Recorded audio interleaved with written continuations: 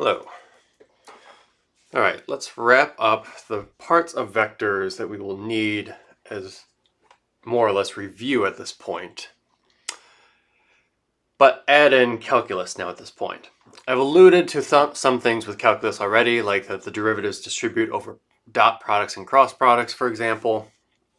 But let's talk a little bit about how calculus can help us understand the origin of definitions like things like velocity and acceleration. What does that mean in a vector sense and in a calculus sense? And then talk a little bit about how if I have a vector and I want to change its magnitude and position, can I understand kind of what is resulting in those changes? What changes a vector's magnitude and what changes a vector's position when I say add to it a second vector? So this all amounts to us that we are describing motion. So my first thing that I'm going to do is I'm going to lay down a coordinate system. I'm going to choose a Cartesian 2D coordinate system. I'll probably stick with 2D if I can get away with it, because it always will generalize to 3D. Make your life as easy as possible with the choice of your coordinate system. Put the origin at a spot that makes sense. Have the axes point in directions that make sense. We'll talk a little bit about that in the next module where you can rotate coordinate frames if you want to. Let us, on this coordinate system, define position. Define the position vector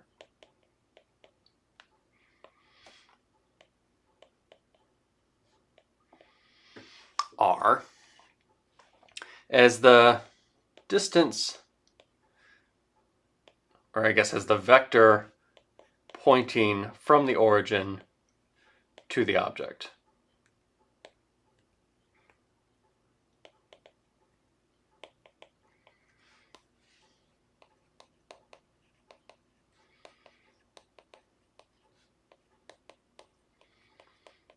This is one of those cases where it is kind of assumed that you are pointing from that. You're always starting these vectors from the origin. If I'm located here at point P, I can define my position vector as a vector that points from my origin to that location. And again, this is why position is a vector, not a scalar, because it depends on what you decided upon in terms of your coordinate system, how the axes are oriented and where your origin is. Change either of those and your position vector will change. How you orient the location of this object in this coordinate system that you've laid down. So that is position, not too surprising. Now, perhaps this is the location P at some point T in time. As time progresses backwards and forwards, it might be that the location of this particle changes. For example, it could have some sort of trajectory like this, where at some later time, P might be located here. Maybe this is T plus delta T. And at some later time, or some earlier time rather, it was located here. This might be R of T minus delta T, for example, with some fixed amount of time, delta T, that has either passed forward or backwards. You can trace out the location in a 2D, 3D, 20D, whatever coordinate system of the position of that particle as it changes positions. Let's just focus on the moving forward in time. Let me just even get rid of this. After a time delta T, the position changed by what? Changed by some delta R, vector delta R. And if I go up here, I can see that it looks like the vector that corresponds to delta R is this one. I'll get rid of that little p. Right, it started, and that's not a minus sign, this is just delta R. It started at R at T, and then the position vector moved over to now be pointing at R at T plus delta T. Well, just by staring at this, it looks like RT plus delta R equals r at t plus delta t. So it looks like r at t plus delta r equals r of t plus delta t, just by rules of vector addition. Or, unsurprisingly, the delta r is r of t plus delta t minus r of t. The vector change in the position over a given amount of time. And these are two vectors. Again, I could write this out in terms of coordinates, but really this is a change in two vectors, which is independent of my coordinate system. I could write down any sort of axes and write down a delta r in that case. If I wanted to break it into coordinates, then I have to say, okay, I'm working in Cartesian coordinate system, so I can write down x, y, and z components. But really, this is the most general statement for a delta r. We can define then the average velocity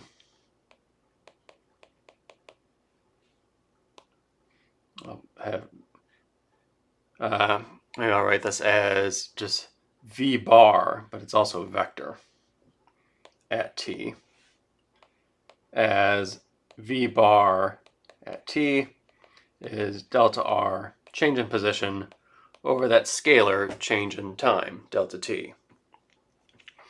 Where in this case, I'm not working in any sort of calculus limit. Delta t could be huge, right? It could be a very large number, and I could be talking about the average change, average velocity, which relates to the average change between 2 points that could be widely separated in time. And then we could define the instantaneous velocity, or what I'll just call the velocity, v, as the limit as you let delta t get very, very small of the average velocity. So that you're looking at 2 points absurdly close to one another, such that you can more or less be talking about the velocity at a given point. So then velocity is the limit as delta t goes to 0 of r at t plus delta t minus r at t, all divided by scalar delta t.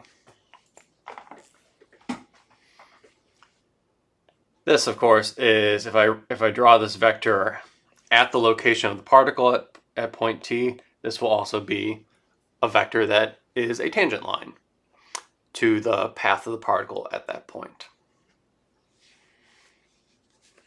And using the dot notation, we could also write that v, the vector v, is the dot of the position vector using the dot notation.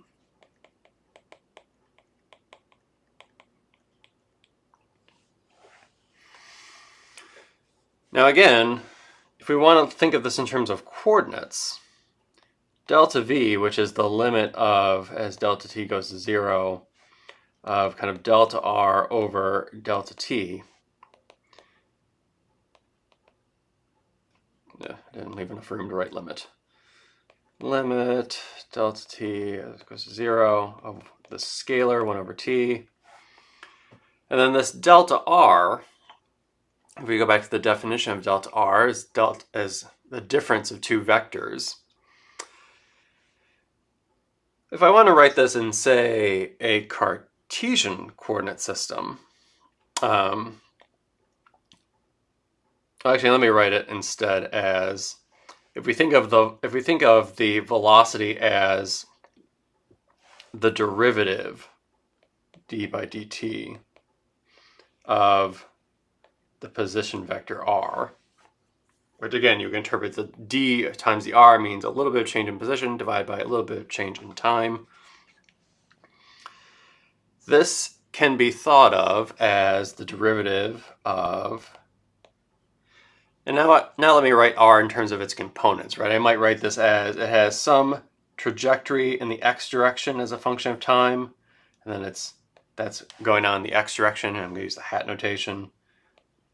Has some trajectory in the y direction as a function of time, that's in the y direction.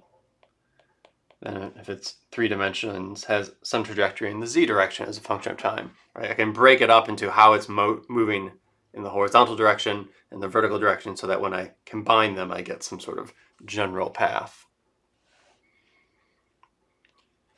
Well, using the fact that the derivative distributes, you might think that this just says that this is the x velocity, x hat, plus y velocity, y hat, plus z velocity, v hat. And that ends up being, of course, the answer. But let's be a little bit careful here, and because what you're actually doing here is that by the product rule, right, just for this first term, this is saying that that's dx by dt times x hat plus x as a function of time times dx hat dt. This here is the product rule applied to that first term. But we can say that this derivative is 0. That's just a nice property of the Cartesian coordinate system. The coordinate axes, if I go back up to my little drawing, those axes don't change as the particle moves around. The y always points up, the x always points to the right. As the particle moves around, those two axes never change their orientation. That is different if you go back to a previous module of what I talked about with other coordinate systems like cylindrical and spherical, where the actual axes themselves move as the particle moves. In that case, you can't drop the second term like I'm doing and saying that the derivative of the unit vector corresponding to the axis direction is 0. In Cartesian coordinates, it is. In other coordinate systems, it's not. So this indeed, when you're dealing with Cartesian coordinates, ends up being x dot x hat plus y dot y hat plus z dot z hat. Or if you want to write it as bracket x dot y dot z dot. Again, what you are familiar with, but again, we want to better appreciate why we can write down the derivative as it is that we're treating the unit vectors corresponding to the Cartesian axes as constants, so that when you apply the derivative, they don't change. That is not true, again, in other coordinate systems, where the unit vectors also have non-zero derivatives. All right, and then final definition that we're going to need, or final definitions, define the average acceleration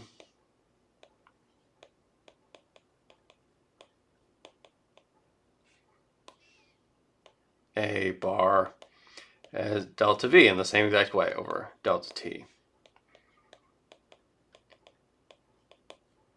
such that you can define the instantaneous acceleration, or what I will just call the acceleration, A as, again, the limit as delta T goes to 0 of the average velocity over delta T. No, that's wrong, sorry. Of delta V over delta T. Actually, no, that was fine. Again, and then what does that represent? In Cartesian coordinates,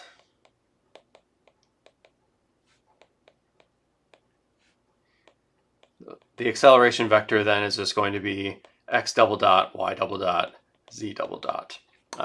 If you know the functions for x, y, and z, you can plug those in, take their second derivatives. That gives you the acceleration vector as a result.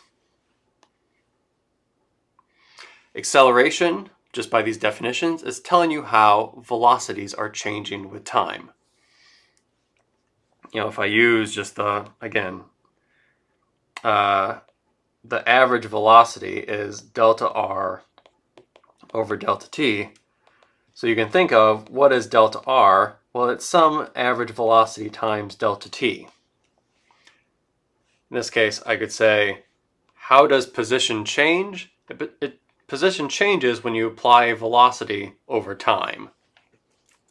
And then add that, right? Because this can also be written as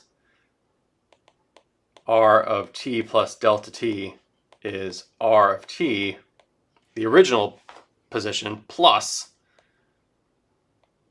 this changed v bar times delta t. Oops. Here's the original vector. And then you add a change, which is v times delta t, to get your new vector. Velocities change positions, and then analogously, accelerations change velocities. I'm going to do 2 quick mathematical examples.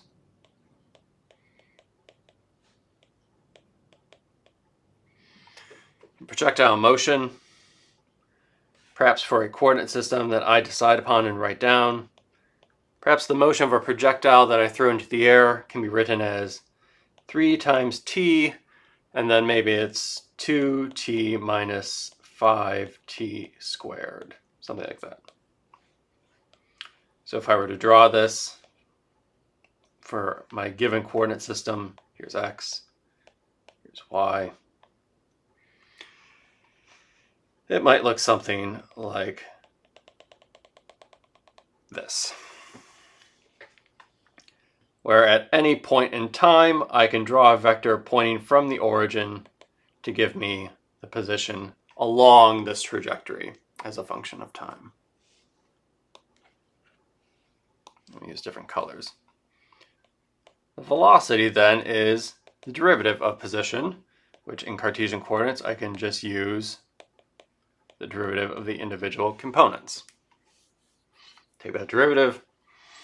There, as I plug in t, I can get the velocity vector at each one of these points. And if I choose to draw it originating from the position at that time t, it appears as a tangent line at that point. Let me actually get 2 points on here. Maybe one that's kind of near the top. Here the position vector is that, and the velocity vector might look something like that. Acceleration, same old thing. Acceleration, r double dot or v dot. So it's going to be 0 minus 10 in this case. Doesn't depend on time. So if I draw it originating from the position vector, looks like it's always going to be the same arrow pointing down, no matter where I am on the trajectory.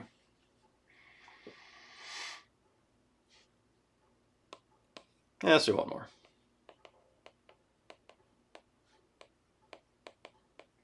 What about circular motion?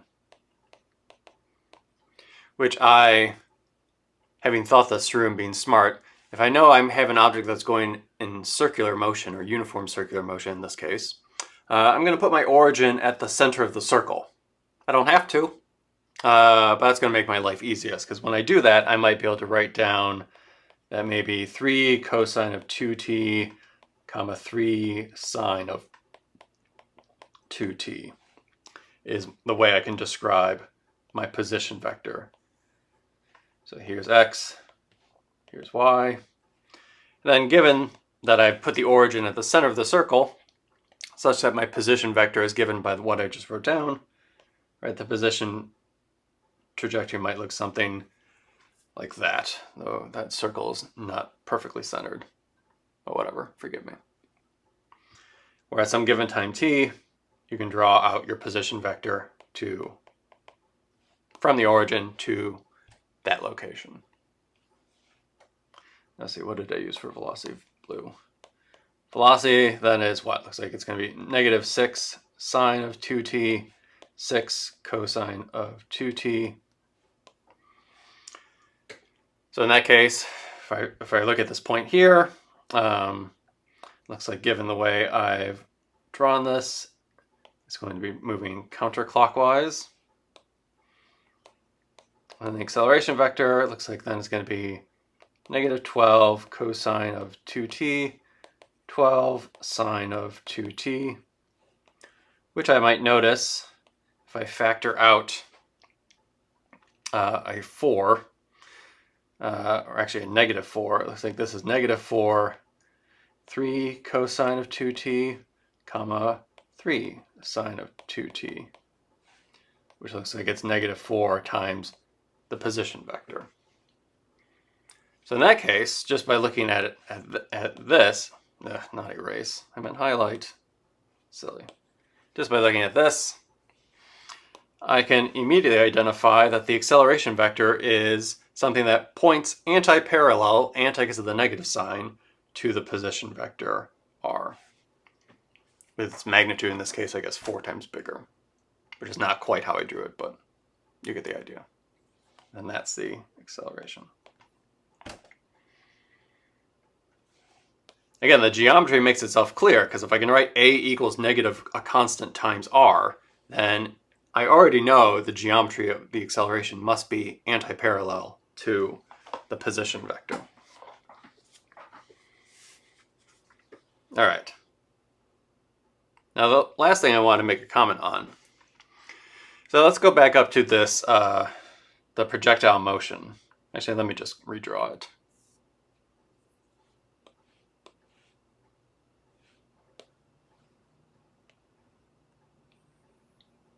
Maybe make it a little bigger.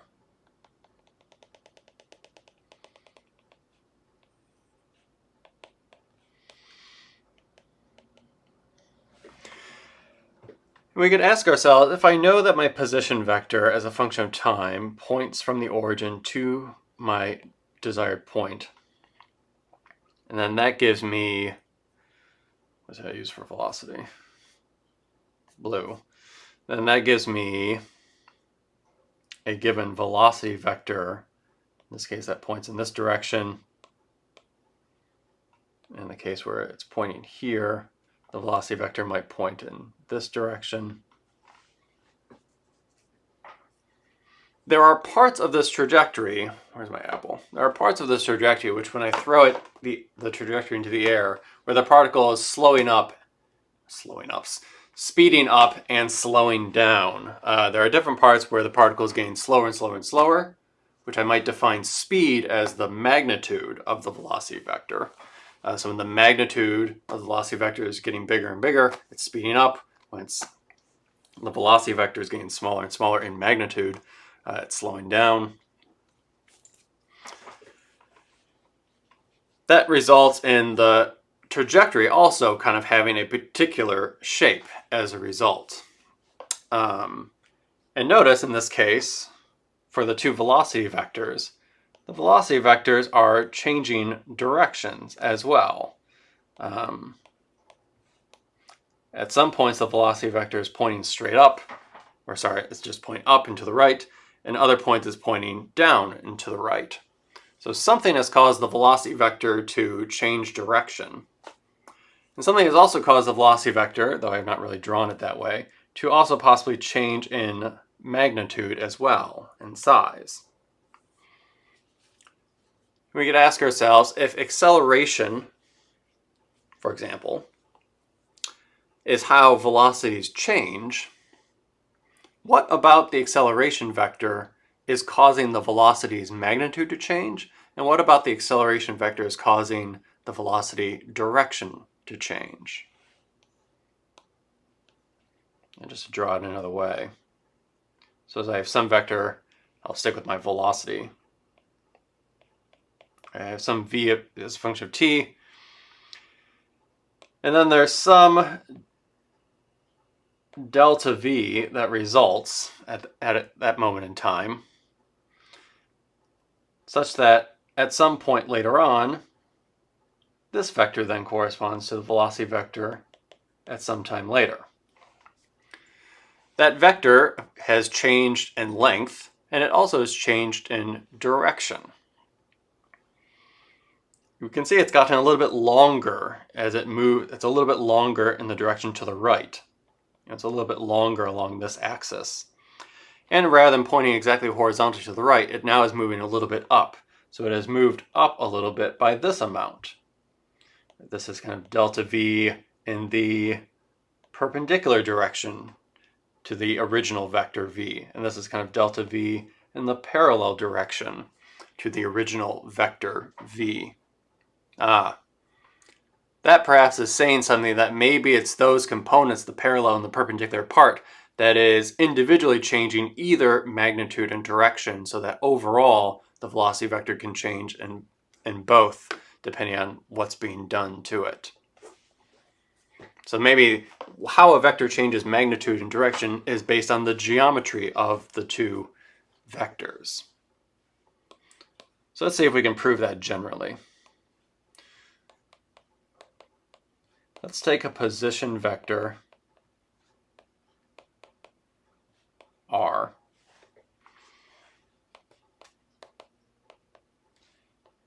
And since the velocity vector, which I will define kind of in bulk first, and then we're going to take the limit where we let these things get really, really small. So I'm not going to write bars over the v's, but we can assume that if it's a capital delta,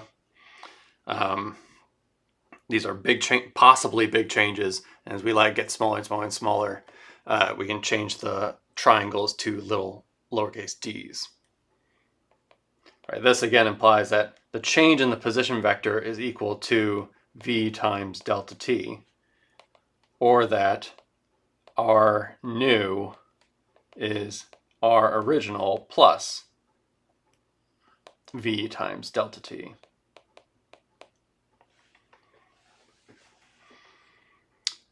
Again, I don't think I've said anything new, just reminding us.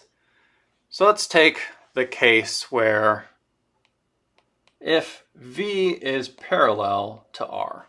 So let's have a case where the velocity vector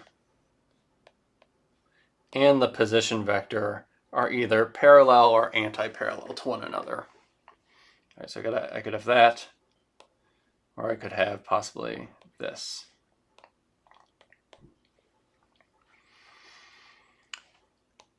Well, in those cases, and then I can multiply them by delta t, of course, which then turns it into a change in a position vector. Well, in that case, if I take this vector r and add to it a parallel vector v times delta t, we'll notice that that is just going to make the vector bigger. If I reorient the thing so that's instead looks like this. These are kind of the original vectors. Then r new is the same vector that points in the same direction, but is longer. In the case of them being anti-parallel to one another, I can draw it point to tip. That looks like r new is going to be, in this case, the same, pointing in the same direction, but is not going to be quite as long. V times delta t could even be large enough so that the vector changes direction, only in the sense that it flips. It's still it just goes from being parallel to anti-parallel to one another. It's still always along the same line in these cases. So to me, that suggests that the part of the vectors that are parallel to the original vector is what changes magnitude. So perhaps a parallel vector v times delta t, or as we'll see, the component of v times delta t that's parallel to r naught changes magnitude only.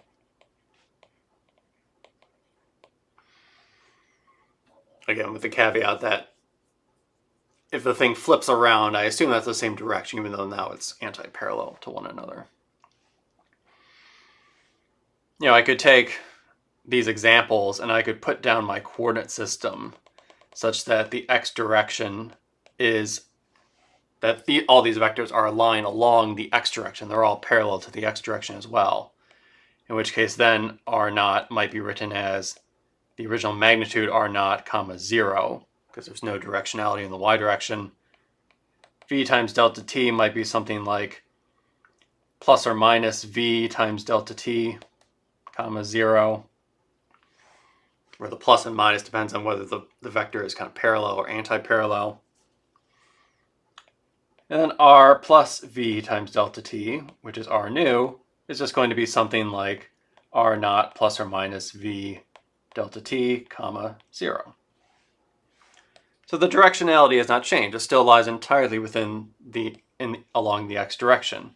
But the magnitude of r nu, which is then the magnitude of r naught plus v delta t, since it's only one component, it's just whatever the magnitude of r naught plus or minus v delta t is. The magnitude has changed, the directionality has not.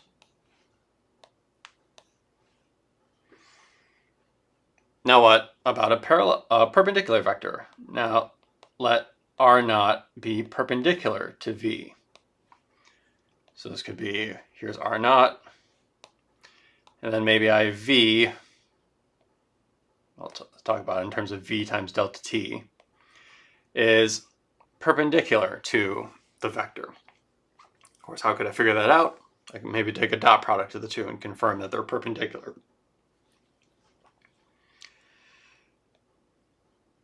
In this case, it looks like r nu is some diagonal vector that points now down to the right. So the direction does change.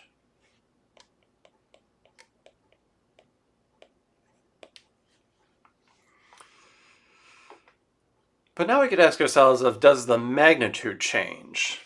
It'd be nice if I could say the parallel component changes magnitude, the perpendicular component changes direction. And spoiler alert, that is the answer. But if I look at this drawing I just drew, it does look like that new vector has both changed direction and is longer. It's the hypotenuse of this triangle. And I know by the Pythagorean theorem that the hypotenuse must be longer than the individual sides. So it seems like the vector has also grown in length as well. Well, here's where interpreting this in the calculus limit is necessary, because this delta t could have been quite large. So let's see, I have multiple pens here. So if I take this as my position vector and this is my velocity vector, right? Or my velocity times delta t, right? This could be if this is one chunk of time, this position vector here changes from this to all the way to something that's pointing kind of diagonally downward and gets longer as a result. But you can think of breaking that big chunk of delta t into a bunch of smaller increments where the position is slowly changing and kind of increments its way as it goes from its initial point to its final point.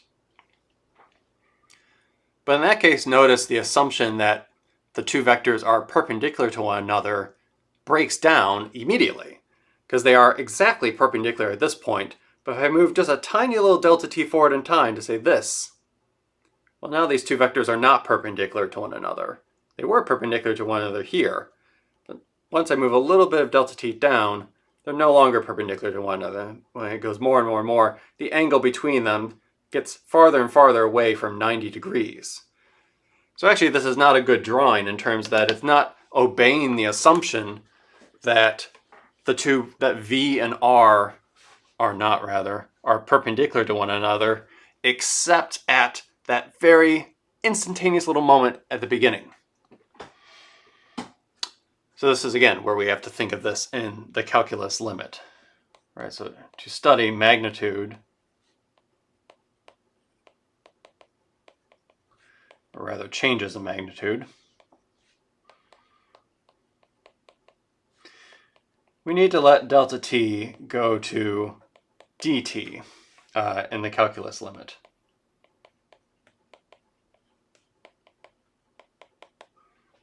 Where you let the delta t get smaller and smaller and smaller and smaller and smaller, and then look at what's changing over that very tiny infinitesimal increment of time.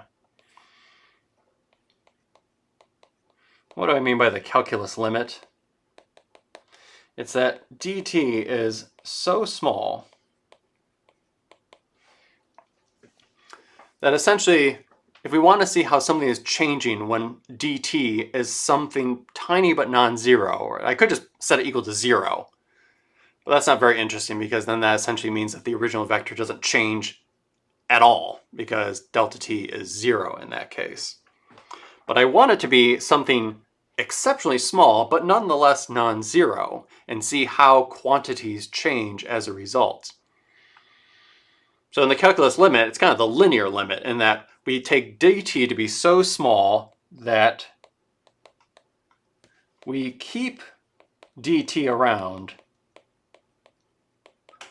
but ignore higher powers of dt.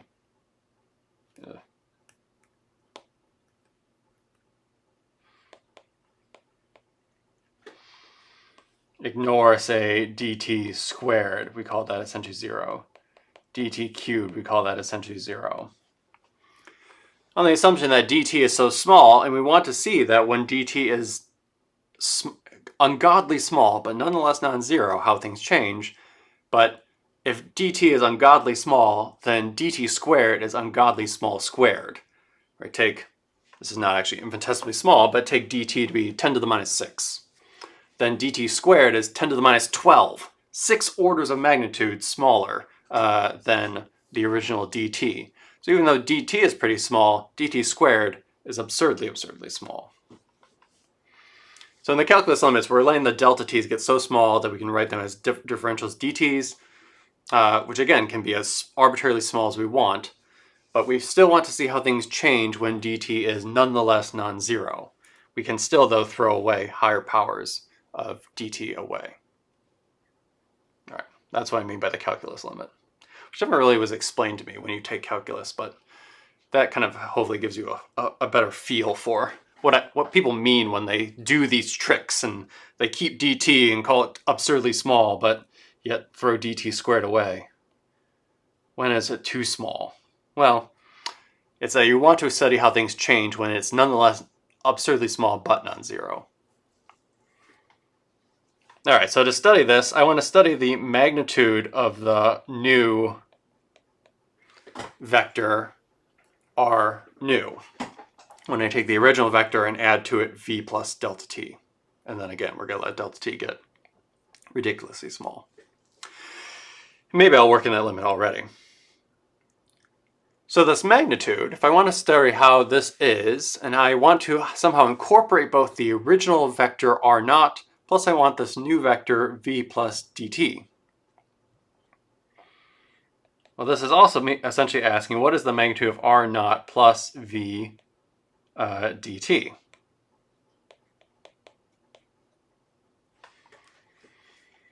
Okay. Well, I know how to add vectors together and take their magnitudes. I also know, just to make my life a little bit, actually we're going to get the same answer either way. I was going to say another way you can think of this is that you can also think of this as the square root of the dot product of the original vector. Which actually, as an aside, when you're going to be dealing with derivatives and taking derivatives of vectors, you typically always want to write magnitudes as the dot product, else you can make some mistakes. I might use that as an example in class or something. But I think in either of these cases, we'll get the same answer, of course. So the magnitude of r naught plus v dt, in this case, that is the square root of, actually, let's do it as the dot product. Sorry. Let's look at r naught dotted with r naught. That's the same thing as, or r new plus dotted with r new. That's the same thing as r naught plus v dt dotted with r naught plus v dt. And this is the magnitude squared, of course, but then I can just take the square root. If I distribute, looks like that's r naught dotted with r naught. Then it looks like it is plus 2 r naught dotted with v dt. And then it looks like it's plus dt squared v dotted with v. If I distribute through and apply the dot product. Actually, it was better that we did it this way. Because now I could ask myself, well, I know that, and then I know this is equal to the magnitude of the new vector squared. Because that's what the dot product of a vector with itself is defined to be. Well, then this looks like it's just the magnitude of the original vector squared. This term on the rightmost side has a dt squared. But we said we're ignoring that. So then that looks like it just goes to 0. Because if dt is small, dt squared is ridiculously small. So we know that is dying off. And then we have this last term that we have to deal with. It involves the dot product of r naught plus v, which if I just write it out explicitly, remember that's r naught v dt times the cosine of the angle between r and v. Just by definition of the dot product. But we said that this angle is 90 degrees, that we said that the original r vector r naught and v are perpendicular to one another. Cosine of 90 is 0. So this ultimately is just r naught squared.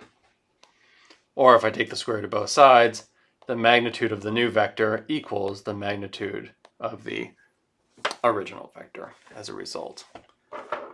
Which to me suggests that when the vectors are perpendicular to one another, the magnitude does not change. Only the direction.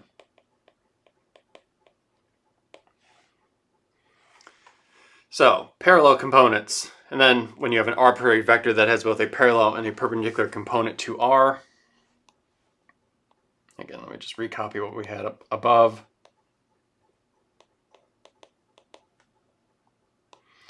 This creates a new vector, r new.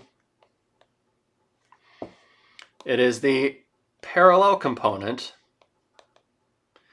that changed the magnitude of the vector in the calculus limit, of course. And then it is the perpendicular component that changed the direction in the calculus limit. So there you go. If you've heard before that parallel changes magnitude, perpendicular changes direction, that's a way to remember kind of where it comes from. All right, it's a good place to stop.